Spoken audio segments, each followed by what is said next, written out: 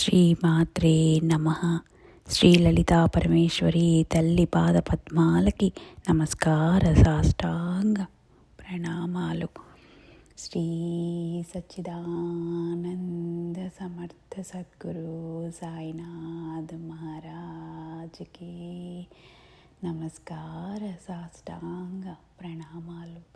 శ్రీ లలిత పరమేశ్వరి తల్లి అందించిన శ్రీ లలితా సహస్రనామ రహస్య అద్వైతామృతాన్ని అందించిన పద్మాజక్క అమ్మకు నమస్కార సాష్టాంగ ప్రణామాలు. శ్లోకం 123. కళాత్మిక కళానాథ కావ్యాలాప వినోదిని సచామర రమావాణి సవ్యదక్షిణ సేవిత. కళాత్మిక కళానాథ కావ్యాలాప వినోదిని సచామర రమావాణి సవ్యదక్షిణ సేవిత.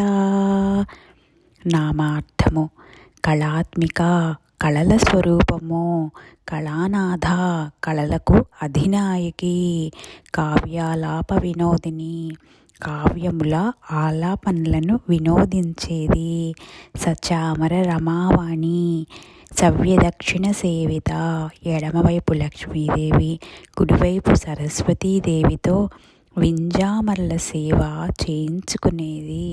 శ్లోకార్థము: సకల కళల యందు ఆత్మశక్తిగా విరాజిల్లుతున్నావు తల్లి.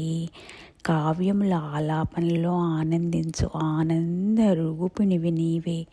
లక్ష్మీ సరస్వతులచే చామర సేవను అందుకున్న మాతవు నీవే తల్లి.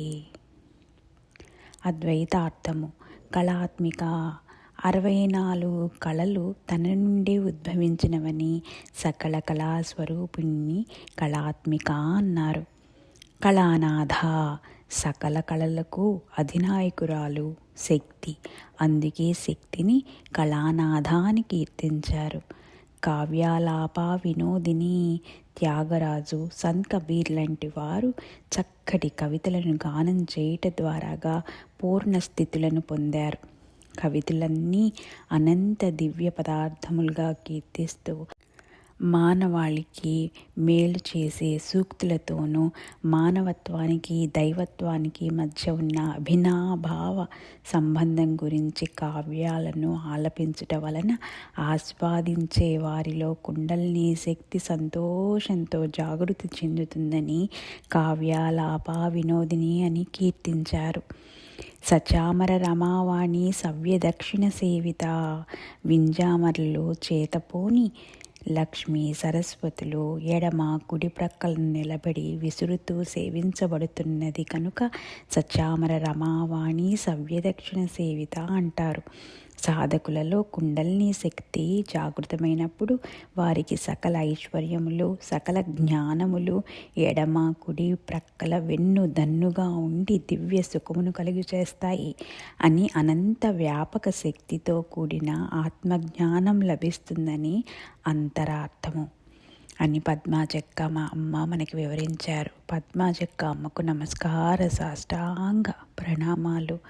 శ్రీ సచ్చిదానంద సమర్థ సద్గురు సాయినాథ్ మహారాజ్కి జై. శ్రీ లలితా పరమేశ్వరి తల్లి పాద పద్మాలకు నమస్కార సాష్టాంగ ప్రణామాలు. ఓం శాంతి శాంతి శాంతి.